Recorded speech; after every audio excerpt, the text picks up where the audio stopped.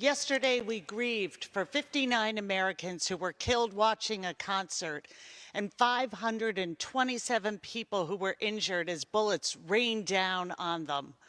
And as horrible as it is only an inflection point on the daily loss of life to gun violence. We've had our grisly house ritual of expressing our heartfelt grief, followed by a moment of silence. But the moments have extended into years. Families at home did not send us here for our thoughts and prayers. No one in this chamber was elected to tackle our country's challenges with moments of silence.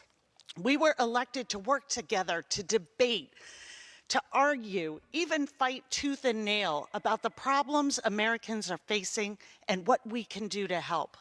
But that's not what we're doing here. Even after the massacre of children, and now the worst massacre by guns in American history, our Republican leaders continue to block debate on common sense gun safety legislation that is backed by Americans across the spectrum of political ideology. But now we've had our moment of silence, so it's back to business as usual. Members of Congress who call a mass shooting evil and turn around and take cash from the gun lobby. The leadership of this House is so enamored with silence that one of the only policies that they will talk about is silencing guns. Why would you endanger our police officers and families by remaining silent on solutions to reduce gun violence and promote a bill that deregulates silencers?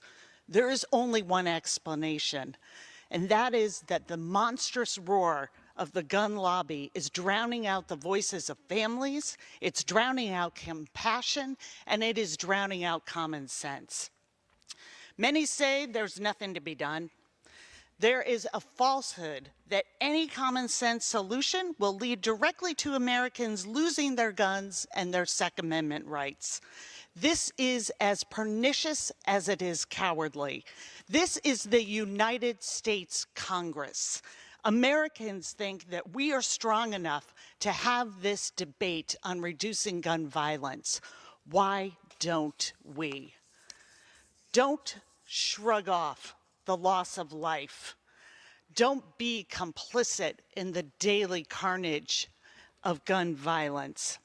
Mr. Speaker, it is time for each of us to stand up, to do our jobs, to come together and debate solutions, and to bring them to a vote. American families are counting on us, and they are watching. I yield back. The gentlewoman.